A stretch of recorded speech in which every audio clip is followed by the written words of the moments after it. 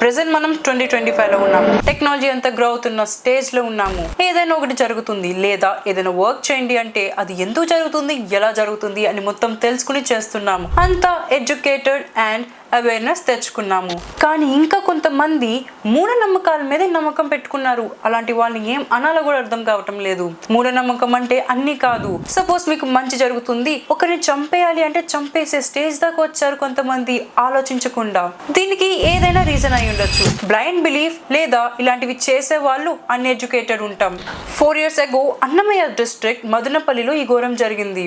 ఇది కంట్రీ మొత్తమే కాకుండా బయట కంట్రీస్ లో కూడా పెద్ద సెన్సేషన్ అయ్యింది. పేరెంట్స్ ఒక మూఢనమ్మకాన్ని నమ్మి వాళ్ళ పిల్లల్ని చంపేశారు. అది కూడా షాకింగ్ ఏంటంటే ఆ పేరెంట్స్ వెల్ ఎడ్యుకేటెడ్. ఇంకా చూస్తే ఆ పిల్లలు కూడా మమ్మల్ని చంపేయండి, ఈ యూనివర్స్ కి మంచి జరుగుతుంది అని చెప్పారు. దాన్ని నమ్మి ఈ పేరెంట్స్ కూడా సపోర్ట్ చేస్తూ చంపేశారు. ఎంత దారుణమో కదా.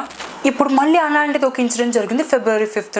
ఒక క్షుద్ర పూజలు చేసే ఆయన చెప్పిన మాట విని ఒక 5 years old అమ్మాయిని చంపేశారు. బాబా సాహెబ్ అలా 52 years old and Puja 45 years old. వీళ్ళిద్దరు ఒక కపుల్. వీళ్ళు గోవాలో పనాజీలో ఉంటున్నారు. ఈ కపుల్ కి పిల్లలు అసలు లేరు అండ్ వీళ్ళకి చాలా ప్రాబ్లమ్స్ ఉండేవంట.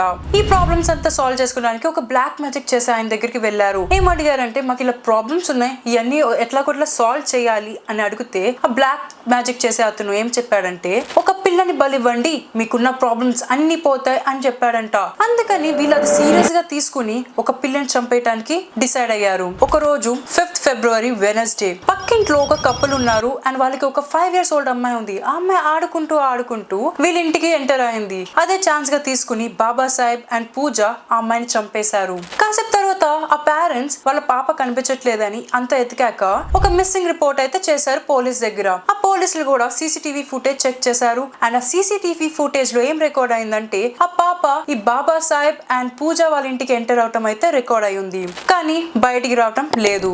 సో వీళ్ళుకి ఒక డౌట్ వచ్చి క్వశ్చన్స్ అయితే చేశారు, ఇంట్రోగేట్ చేశారు. ఇంకా ఇంట్రోగేషన్ లో వాళ్ళు నిజమంతా బయట పెట్టారు. వాళ్ళ ప్రాబ్లమ్స్ అని సాల్వ్ అవ్వాలని అండ్ వాళ్ళు హ్యాపీగా ఉండాలి అని బ్లాక్ మ్యాజిక్ కోసం ఆ అమ్మాయిని బలిచ్చామని, ఇంకా ఆ అమ్మాయిని చంపేశాక వాళ్ళ బ్యాక్ యార్డ్ లోనే పాతి పెట్టేశామని చెప్పారు. ఇదంతా విన్నాక అక్కడ ఉన్న వాళ్ళందరూ షాక్ అయ్యారు.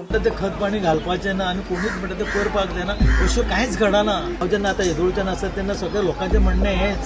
मर्डर केस जाल्ली एका 5 वर्साच्या भुरग्याक अंधश्रद्धेच्या नांवार काल तो मिसींग आशिल्लो. ताका पुरून कालच्यान जेन्ना ताका पुलीस सर्च करताले तेन्ना आयज खंय तरी सांजच्या वेळार हे जे चली आहा तेजे मर्डर जाल्ली बॉडी हांगासर एक DSP శివరాం వైగాంకర్ ఈ కేసుని హ్యాండిల్ చేస్తున్నారు. బాబా సాహెబ్ అండ్ తన వైఫ్ పూజాని murder and destruction of evidence cases కింద అరెస్ట్ చేశారు. ఆ అమ్మాయి పేరెంట్స్ పరిస్థితి ఎలా ఉంటుందో మీరే చెప్పండి. వీళ్ళకి జస్టిస్ జరగాలి అని కోరుకుందాం. पत्र बरयला डीजी आनी तेजेर आनी मुख्यमंत्री लक्ष आनी म्हाका असले गोष्टी घडू नये.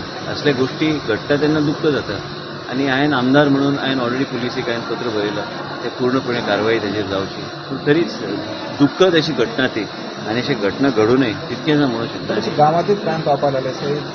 गांवांत क्रायमचो विशय ते कित्याक what is the background of that you to check न्ही. गांवांत क्रायम आमच्या खंयच आमच्या भागांत असले गोष्टी घडना. అండ్ దీని మీద మీ ఒపీనియన్ ఏంటో నాకు కమెంట్ చేసి చెప్పండి. అండ్ ఇట్లాంటి వాళ్ళ కోసం ఎలాంటి శిక్ష పడాలో కూడా చెప్పండి.